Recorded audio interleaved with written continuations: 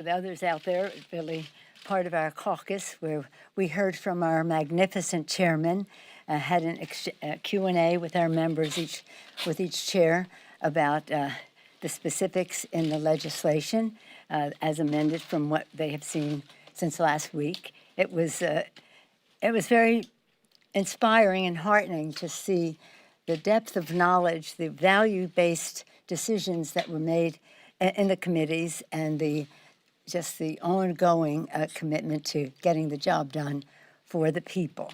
I want to say that I'm so proud of the president returning. I'll come back to some of that, but president returning from representing America to show that America is back, whether it comes to fighting the pandemic of COVID, whether it's saving the planet from the climate crisis, whether it's enormous success that he had with the global minimum tax, a major, major accomplishment, making progress in how we deal with keeping Iran from becoming nuclear, and also issues that related to, again, global security, economy, and governance. He also had a beautiful visit with His Holiness the Pope before going to Gaza. You know his schedule, but you don't know the pride we take in all of it. I was particularly inspired by his visit with His Holiness the Pope, fresh off of my own visit. I've heard some of you cavalierly say on TV, why don't the Congress go there? Well, I did. I did when I was in Rome for the G20 of parliamentarians, which preceded the G20 of the leaders of the countries. And it's just to see His Holiness's commitment to the people of the world, whether we're talking about a pandemic or whether talking about a planet. Just so inspiring. So to see the two of them, the President of the United States, a devout Catholic, and His Holiness the Pope, a glorious leader, but also knowledgeable about saving the planet, respectful of the refugees that could spring from migrations and are springing from other conflicts. So again, proud of the president, and also for him to come home at a time. He was only gone a few days, but in that time, the system was established for children, little children, to be able to get the vaccination, to keep them safe, to keep their families safe, because we know how things spread in school. And to see the beautiful pictures of the children, some of them near tears but getting a shot, others very proud of the fact that they're going to be on TV or whatever. So COVID, it begins and ends everything we do. And now that we see, nearly, it's about 750,000 people who have died from COVID in the United States, 5 million in the world. So sad. Sadly, this morning, some of our members are saying goodbye to Congressman Dale Kildee of Michigan. Dale Kildee was a very respected member of the House of Representatives for a very long time, and he had a noble spirit of public service. He, too, was in the church. I don't know if he was actually ordained, but he was studying for the priesthood, and he brought those values to the Congress with a definite separation of church and state. So our prayers are with his nephew, Dan, who serves with us now, and to his wife, Gail, and the rest of the family. Goodbye to Dale Kildee. Hello to a new member, Congresswoman-elect Shontel Brown, elected in Ohio. I think it was like 80-20 in the election. She's a proud daughter of Cleveland, a strong advocate for working families, and courageous voice for civil rights. She's here to build back better, and I'm happy to swear her in later today. Okay, so build back better. That's why you're here, right?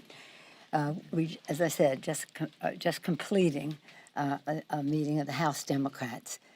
Again, I wish everyone could see the pride we take in the work that has been done by the members, by the chairman, by the staff. Relentless. And not only our own staffs and committee staff, but the Congressional Budget Office, the Ledge Council Office, and the rest. This morning we have a report from Joint Tax, which is very documenting how the bill and validating how the legislation is paid for. It came out about 10 o'clock. I refer it to you for your review. It's a very solid, because people say, well, it's really paid. There are people who say it isn't paid for. Yeah, there are people who say a lot of things, but this document of joint tax is objective. That's not Democratic, it's not Republican, it's objective view that it is solidly paid for. And that doesn't even take into account the money that we'll get from what we're very proud of is an agreement on prescription drugs, which generates resources, as well as enforcement, which is $400 billion in enforcement. So here we are with all of this. The prescription drug bill is something that is news from last week. It enables us to do something we've been trying to do for a very long time, have the Secretary of HHS negotiate for lower drug prices, halts pharma's outrageous price hikes above inflation, and expands ACA to make coverage more affordable for those who buy insurance on their own. So it's not just about Medicare prices, it's about the private sector, commercial sector as well. We're very excited about what happens in the legislation. Took pride in hearing various committees address how children are affected. You know, but Biden child tax credit, for universal pre-K and 3 and 4 year olds, families' child care cost. Again, this is an area where we have real consensus. House and Senate have for a long time. Nothing very new in that care section, except the fact that we would like to put on the table the family and medical leave. It's so needed and so popular in our country and makes such a difference in the lives of America's families. Very important to women, but men too, to have that opportunity. It is, again, better jobs, lower cost, reduces the debt, and makes the wealthy and those pay their fair share. It's not punitive, it's just fair. Particularly appropriate at this time is what it does for the climate crisis. Again, I'm sure you read the bill last week, and I'm sure you're well aware of some amendments to it this week, but I just want to remind you, the largest investment to combat the climate crisis in history, cuts pollution and reduces energy cost, and creates good-paying jobs. It's a health issue, clean air, clean water for our children. It's a jobs issue, being competitive and preeminent in the world in terms of new green technologies. And technology is really what is helping us to advance in making these jobs better and us more competitive. And third, it's a national security issue. As national security experts tell us, the competition for resources and habitat resulting from drought and famine and drying up of rivers and rising sea levels and encroachment of deserts and the rest, the migration that can creates conflict and therefore a national security issue, but as always, a values issue for us to pass on this planet to future generations in the best possible way. And young people have taken the lead on this, so it's very exciting. So on the Build Back Better, one of the other issues we were dealing with since last week is the immigration issue, where I think we're finding our common ground, and what is in the bill has good resonance. Others want more, so do I. Want it all, but you don't get it all, and we would be open to it. What we're having in the legislation, which I'm sure you're very well versed in, is the work permit and protection, and we would like to have registry in there because we think it is the easiest, most efficient, fair way to deal with people who are here so that they can work and their families can feel safe and that they will not be exploited. But it doesn't seem to have a big prospect in the Senate. So we don't want to ask members to vote for something that wouldn't have a good prospect on the Senate that is controversial. If the Senate, though, and I urge them to put it forth, it would involve overruling the parliamentarian perhaps, not getting bogged down in their rules. It's up to them. But if they want to do that, we want to do that. But it has to start with them because it is, the parliamentarian has already put forth the message that this would not, this would be either burnable or privilege, and we can't have that. So what else? I guess it's time to take your questions. Okay. What effect do you think having not passed these bills had on Tuesday's election results? Well, let me say it in a different way. I think that getting the job done, producing results for the American people is always very positive. Each election is different. As you know, I was former party chair, and I always know, let's look down into the numbers and see what it is. But I do think as the American people learn more about what we are doing in this legislation for families, for children, for women in the workforce, to save our planet and the rest, it will be very positive. You can't deny that it would be very positive. Do you think Democrats were penalized for having not gotten these things done?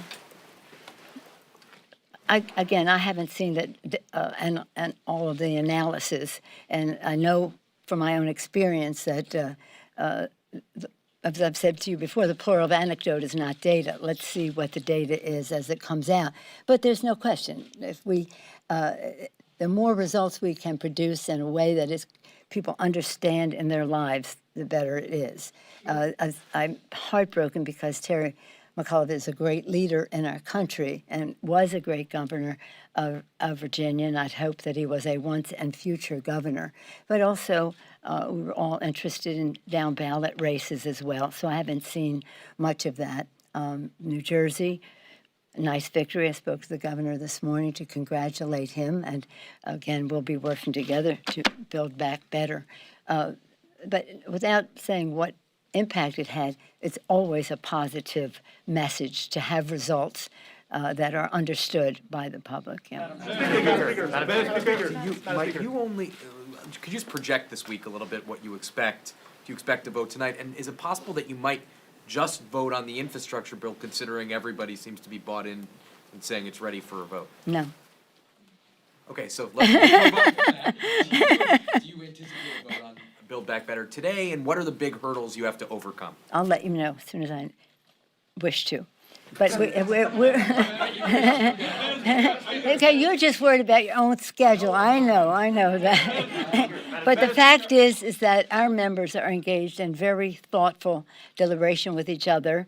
As I said to you before, 90% of this bill has been agreed to, House, Senate, White House, and written.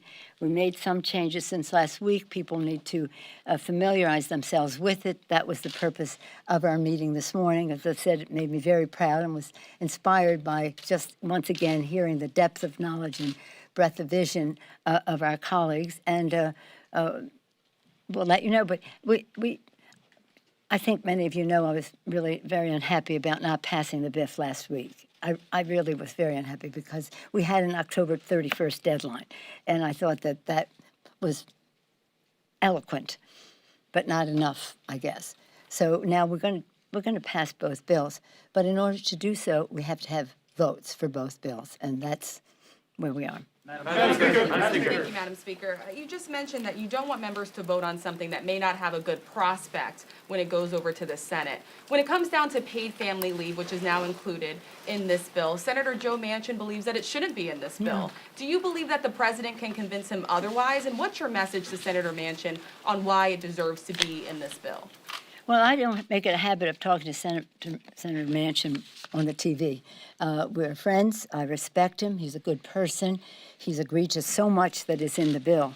Universal pre-K and child care, agreed to the Affordable Care Act, expanded to embrace those who are left out of the Medicaid, especially our seniors who depend on that for long-term care. He's been supportive of the child tax credit. There's so many things, home health care and the rest. Some of the stuff in green, we're not finished with that yet, but we've had some areas of agreement there. So, but the fact is, there's one difference between some of these issues, like hearing. It's not for hearing in the bill. Hearing has a very broad, universal support in our caucus. In terms of family medical leave, that has big, broad, it's no sacrifice for anybody to vote for something that might not see the light of day. And these we hope, will see the light of day. We can afford it. It's universal. It's compromise. 4 weeks. I'd rather have it longer. I want it 6 weeks because that's when little babies can finally be able to go to childcare, but nonetheless, 4 weeks. So my message to, not Joe Manchin, I mean, we talk enough, he knows what my message is, but with all the respect in the world for the point of view he represents, I disagree. I think that this is appropriate for this legislation. It fits very comfortably with child care, health care, home care, family and medical leave, and it has the full support of our caucus. There are other issues that, for example, registry, which may or may not, people will be willing to vote for it if there's a real prospect for success in the Senate, and we'll have to see what that is. So we have reserved the right to make distinctions among them. And just to respond to some moderates who have said maybe they need more time to review this legislation. Well, you know, this has been up for, first of all, this is the bill, basically we had $3.5 trillion. And then we had to cut it in half, so that was drastic, and that's what was posted last week. Now we asked for public comment, and we have public comment. You act upon the comment, and that is what this would ordinarily be a situation more on the subject you ever want to know and reject it as soon as these bills are passed, because it will not be useful in your life for the future. On reconciliation, you really can't do an expansive manager's amendment. Normally, regular order, we put the bill out last week. There are changes, manager's amendment, pass it on. Reconciliation, you have to have it embraced in the totality of another amendment, but it's really that it contains it all, so that it adds up, because that's what reconciliation is about. And so when people are saying, well, this is a whole new bill, no, it isn't. But if you imagined it as a manager's amendment, it might be easier to grasp because you're just seeing the differences. And that's what members presented today. So again, no manager's amendment with reconciliation that is substantive. Therefore, you have to cloak it or couch it in a similar, this is called amendment, last week was called an amendment as well. An amendment in the nature of a substitute. Is that going to serve you well in your life? Are you concerned that the parliamentarians passed as an immigration prosecutor inhibits her ability to, produce an impartial judgment on immigrant relief proposals? I mean, the judgment about the parliamentarian is one for the Senate. I just don't agree with the original that the policy outweighed the budgetary aspects of the bill.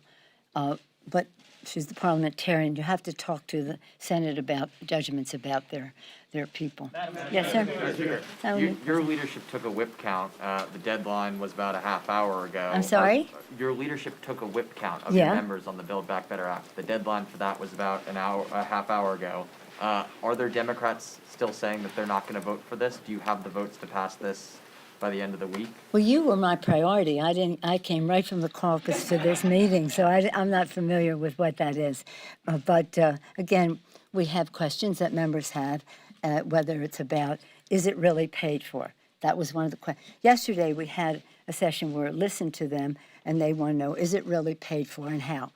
We had this morning, Richie Neal and Brian Deese from the White House talk about how it was, and with the idea, that was early. That at 10 o'clock, the Joint Tax Committee would be, that would be released. Have you seen it? You've seen it. Okay, so that was one piece. The other piece was about inflation, and we had the experts' opinions, and in fact, a very recent today from Moody's that if the bill was paid, since it is paid for, it would not increase inflation, and in fact, it would add to our economy because of childcare, enabling many more women to fully participate in it. So I haven't seen. I don't know. I was going to say, did you see the whip count? Because I'll tell you something about Mr. Clyburn. He keeps it close to the vest. Even as Speaker, I say that. Mr. Clyburn, how are we doing? Madam Speaker, a number of the Virginia Democrats were very critical of the decision not to put the infrastructure bill on the floor before the election, and they say that contributed to Terry McAuliffe's loss. Do you believe the House Democrats in any way were partially responsible for what happened on Tuesday? Wasn't that a question you asked? Similar. What I said was any sign of progress is always good for the public when they understand what it is, and I think they understand infrastructure pretty well. So it would have been better if we had. I don't know because I haven't seen the data. Perhaps you have. I think there were other issues at work in that election, and it remains not for me to make an observation unsubstantiated by data and science and fact. I'm very scientific about elections, district by district, within the district, region by region, and we'll see what that is. But it was not a good night. So let's just not go away from Why that. not put But that you on the have to board right ask now? them, if that's what they said, that's your story. I'm not going to comment on their story. Put infrastructure on the Thank floor you, right thank now. you. So we have Any this, more women here? Let me see. so we have this number from the Joint Committee on Tax. Yeah. Obviously, you have these blue dog, moderate Democrats who are holding out wanting a CBO school. There are differences between those, and they had indicated to me that those two things are not quite the same.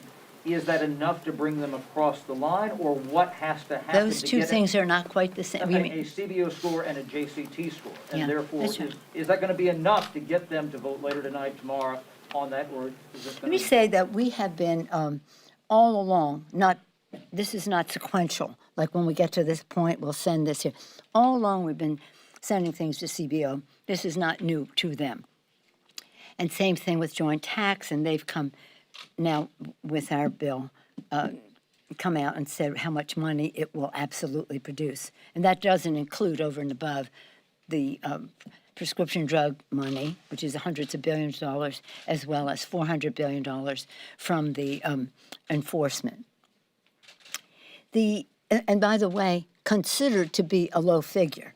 Former IRS directors have written and said it could be close to $1 trillion, but we're counting it low. We have been very conservative in everything, every estimate that we make, so that it truly is formidably paid for.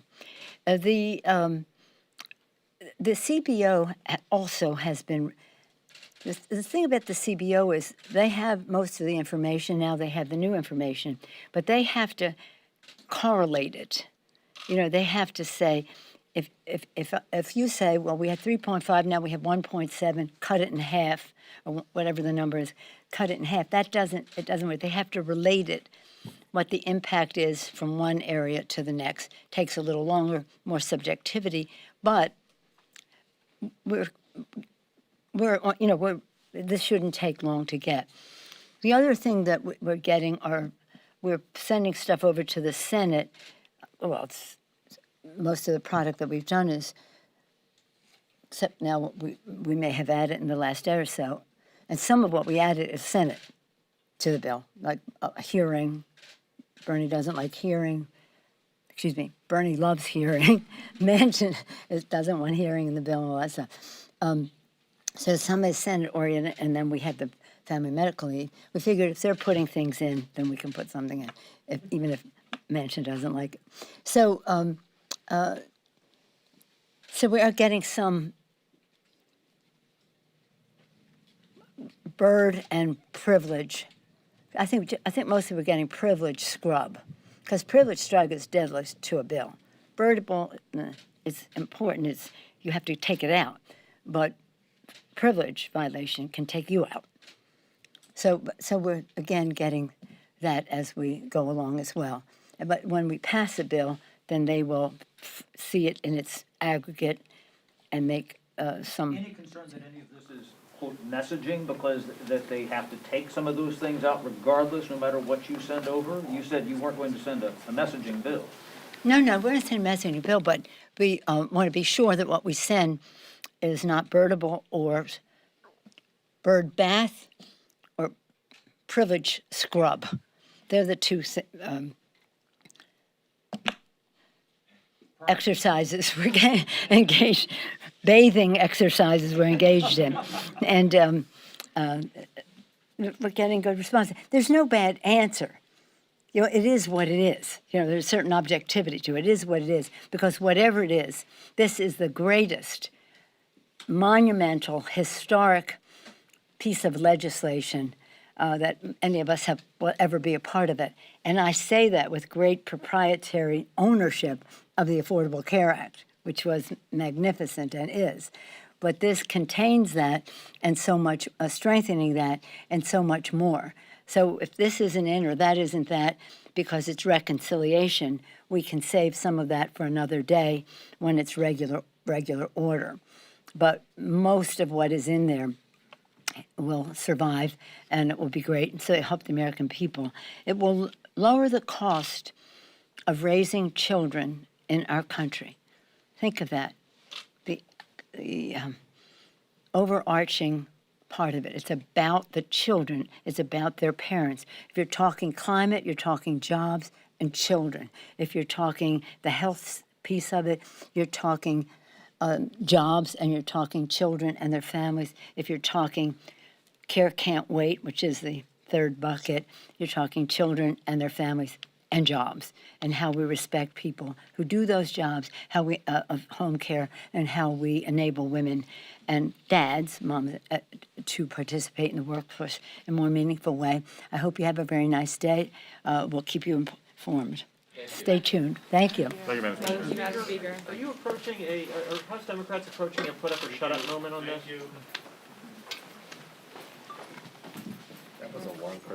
Yeah, no, she's like, where the women at? Scrubbing, bathing. I mean, I already got my question. Yeah, she's right, though. It was like, I was thinking it was like, oh, bro.